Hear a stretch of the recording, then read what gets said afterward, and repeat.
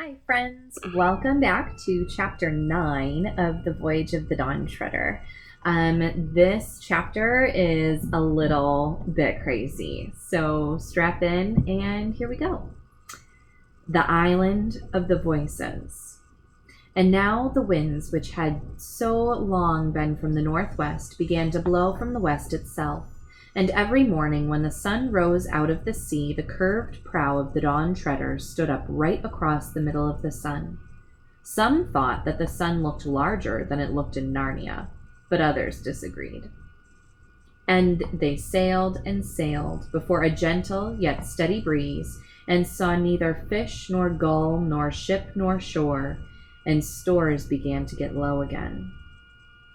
And it crept into their hearts that perhaps they might have come to a sea which went on forever.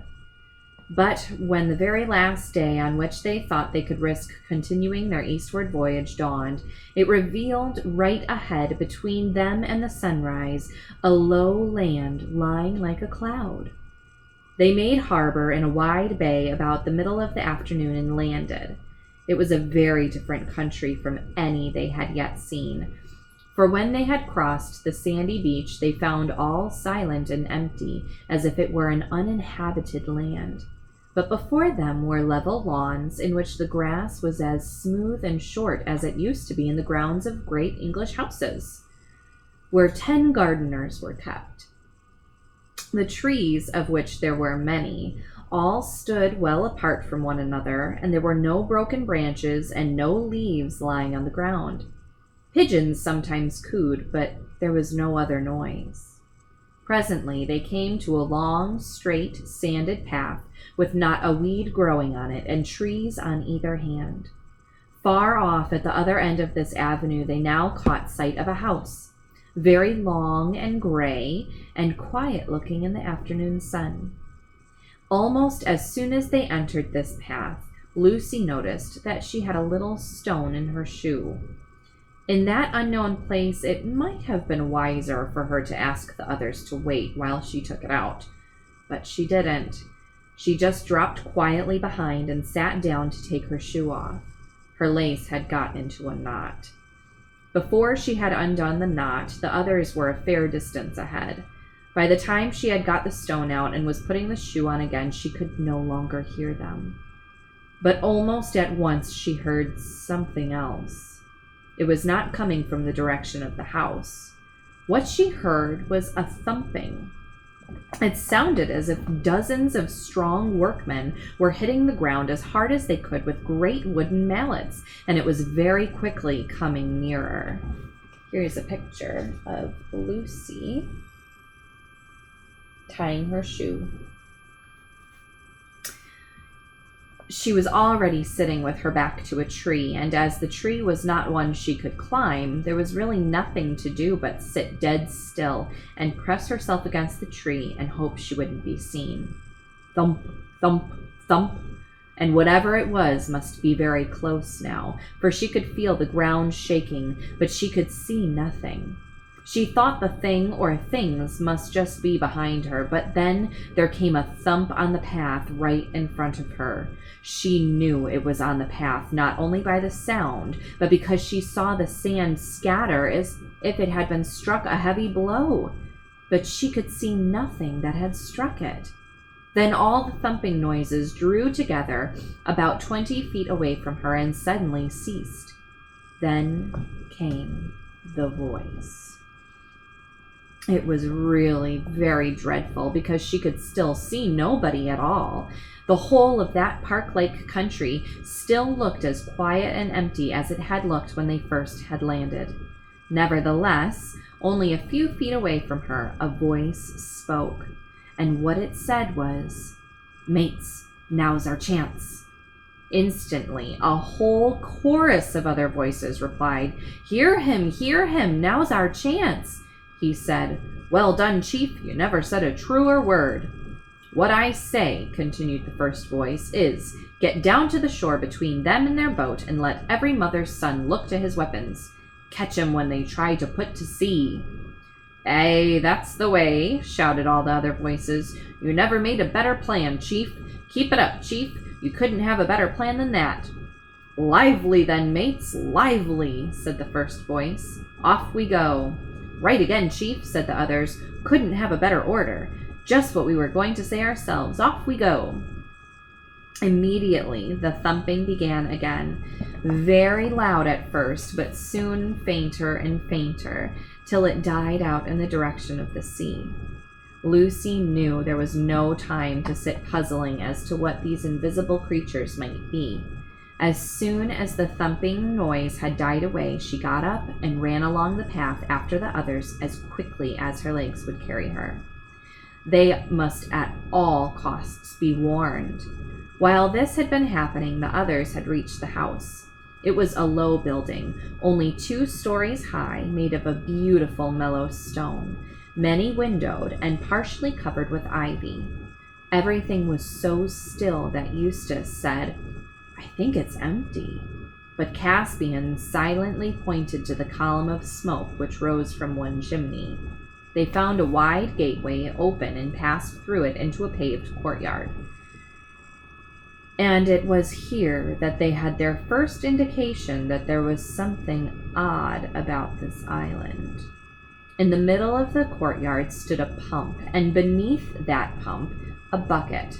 There was nothing odd about that, but the pump handle was moving up and down, though there seemed to be no one working it. "There's some magic at work here," said Caspian. "Machinery," said Eustace. "I do believe we've come to a civilized country at last." At that moment, Lucy, hot and breathless, rushed into the courtyard behind them. In a low voice, she tried to make them understand what she had overheard, and when they had partly understood it, even the bravest of them did not look very happy. "Invisible enemies," muttered Caspian, "and cutting us off from the boat? Oh, this is an ugly furrow to plow." "You've no idea what sort of creatures they are, Lou?" asked Edmund. "How can I, Ed, when I couldn't see them? Did they sound like humans from their footsteps?" "I didn't hear any noise of feet, only voices and this frightful thudding and thumping like a mallet." Here they are discussing what to do. "I wonder," said Reepicheep, "do they become visible when you drive a sword into them?" "It looks as if we shall find out," said Caspian. "But let's get out of this gateway. There's one of these gentry at that pump listening to all we say." They came out and went back onto the path where the trees might possibly make them less conspicuous. "Not that it's any good, really," said Eustace, "trying to hide from people you can't see. They may be all round us." "Now, Drinian," said Caspian, "how would it be if we gave up the boat for lost, went down to another part of the bay, and signaled to the Dawn Treader to stand in and take us aboard?" "Not depth for her, sire," said Drinian. "We could swim," said Lucy. "Your Majesty's all," said Reepicheep. "Hear me. It is folly to think of avoiding an invisible enemy by any amount of creeping and skulking. If these creatures mean to bring us to battle, be sure they will succeed. And whatever comes out of it, I'd sooner meet them face to face than be caught by the tail." "I really think Reep is in the right this time," said Edmund. "Surely," said Lucy, "if Rince and the others on the Dawn Treader see us fighting on the shore, they'll be able to do something." "But they won't see us fighting if they can't see any enemy," said Eustace miserably. "They'll think we're just swinging our swords in the air for fun." There was an uncomfortable pause. "Well," said Caspian at last, "let's get on with it. We must go and face them. Shake hands all round, arrow on the string. Lucy, swords out. Everyone else? And now for it. Perhaps they'll parley." It was strange to see the lawns and the great trees looking so peaceful as they marched back to the beach. And when they arrived there and saw the boat lying where they had left her, and the smooth sand with no one to be seen on it, more than one doubted whether Lucy had not merely imagined all she had told them. But before they reached the sand, a voice spoke out of the air.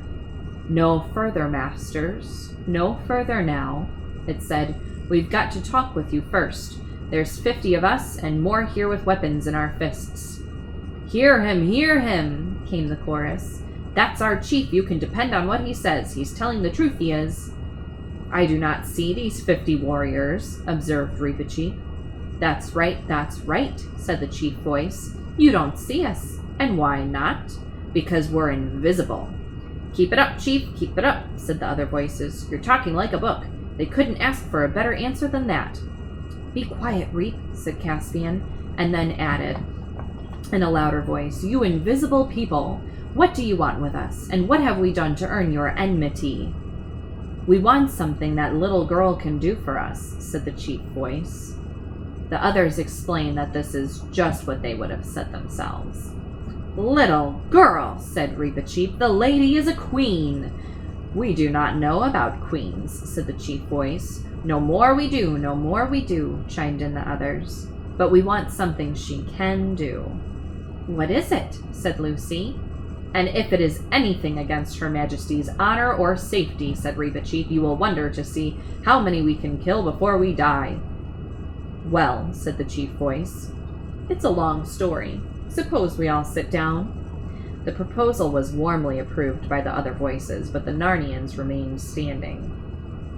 "Well," said the chief voice, "it's like this. This island has been the property of a great magician time out of mind. And we all are, or perhaps in a manner of speaking, I might say, we were, his servants. Well, to cut a long story very short, this magician that I was speaking about, he told us to do something we didn't like. And why not? Because we didn't want to. Well, then, this same magician, he fell into a great rage, for I ought to tell you, he owned the island and he wasn't used to being crossed. He was terribly downright, you know. But let me see, where am I? Oh, yes, the magician then. He goes upstairs, for you must know he kept all his magic things up there, and we all lived down below. I say he goes upstairs and puts a spell on us, an uglifying spell. If you saw us now, which in my opinion you may thank your stars you can't, you wouldn't believe what we looked like before we were uglified. You wouldn't really. So there we all were, so ugly we couldn't bear to look at one another. So then what did we do?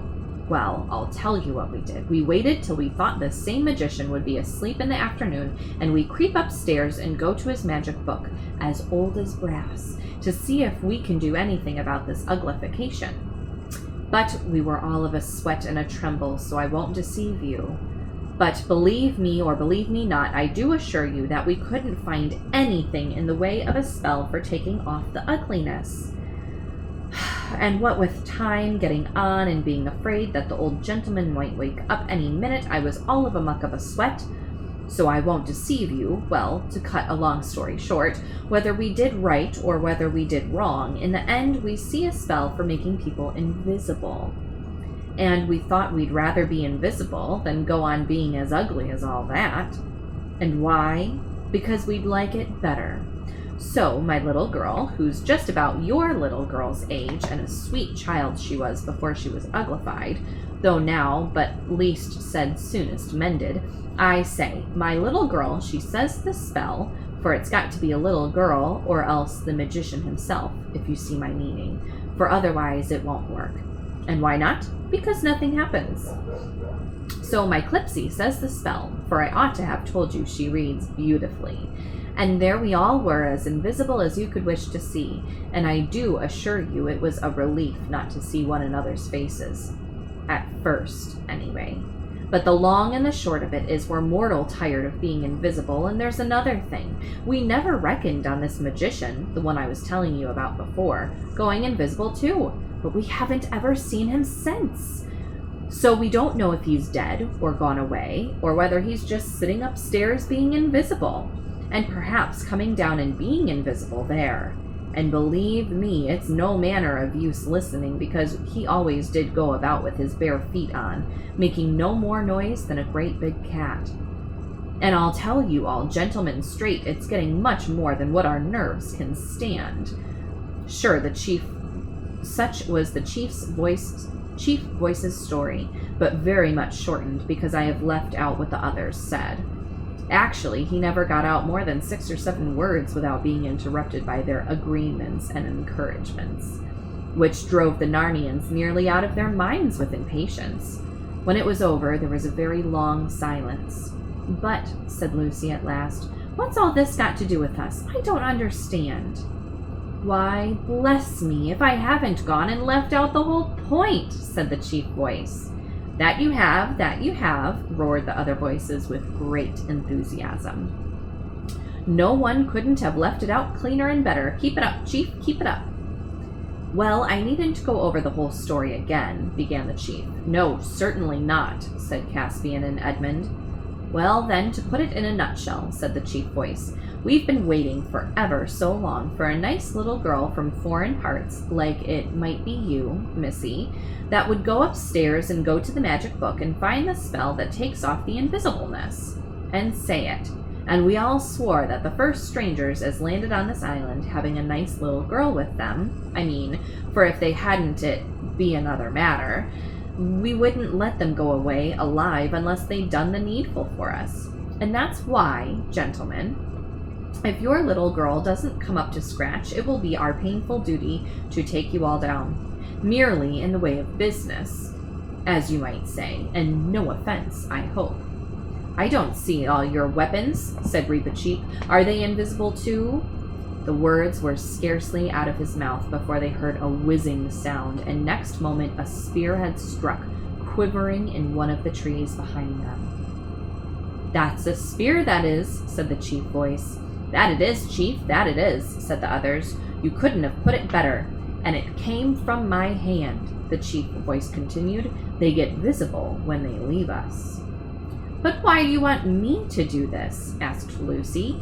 "Why can't one of your own people? Haven't you got any girls?" We dursn't," said all the voices. "We're not going upstairs again." "In other words," said Caspian, "you are asking this lady to face some danger which you daren't ask your own sisters and daughters to face." That's right, said all of the voices cheerfully. "You couldn't have said it better, eh? You've had some education, you have. Anyone can see that." "Well, of all the outrageous," began Edmund, but Lucy interrupted. "Would I have to go upstairs at night, or would it do in the daylight?" "Oh, daylight, to be sure," said the chief voice. "Not at night. No one's asking you to do that. Go upstairs in the dark? Ugh!" "All right, then. I'll do it," said Lucy. "No," she said, turning to the others. "Don't try to stop me. Can't you see it's no use? There are dozens of them there. We can't fight them. And the other way there is a chance." "But a magician," said Caspian. "I know," said Lucy, "but he mayn't be as bad as they make out. Don't you get the idea that these people are not very brave?" "They're certainly not very clever," said Eustace. "Look here, Lou," said Edmund, "we really can't let you do a thing like this. Ask Reep. I'm sure he'll say just the same." "But it's to save my own life as well as yours," said Lucy. "I don't want to be cut to bits with invisible swords any more than anyone else." "Her Majesty is in the right," said Reepicheep. "If we had any assurance of saving her by battle, our duty would be very plain. It appears to me that we have none. And the service they ask of her is in no way contrary to Her Majesty's honor. If the Queen's heart moves her to risk the magician, I will not speak against it." As no one had ever known Reepicheep to be afraid of anything, he could say this without feeling at all awkward. But the boys, who had all been afraid quite often, grew very red. Nonetheless, it was such obvious sense that they had to give in. Loud cheers broke from the invisible people when their decision was announced, and the chief voice, warmly supported by all the others, invited the Narnians to come to supper and spend the night. Eustace didn't want to accept, but Lucy said, "I'm sure they're not treacherous. They're not like that at all," and the others agreed. And so, accompanied by an enormous noise of thumpings, which became louder when they reached the flagged and echoing courtyard, they all went back to the house. And that is chapter 9. I wonder what Lucy will find in the magician's book. which is chapter 10. We will find out next time. I hope you guys are enjoying this book. I certainly am. I have forgotten about all of these adventures from when I read them when I was in 3rd grade too. I hope you guys are having a wonderful day, and I hope you guys are staying safe and healthy, and I will catch you guys next time. Bye!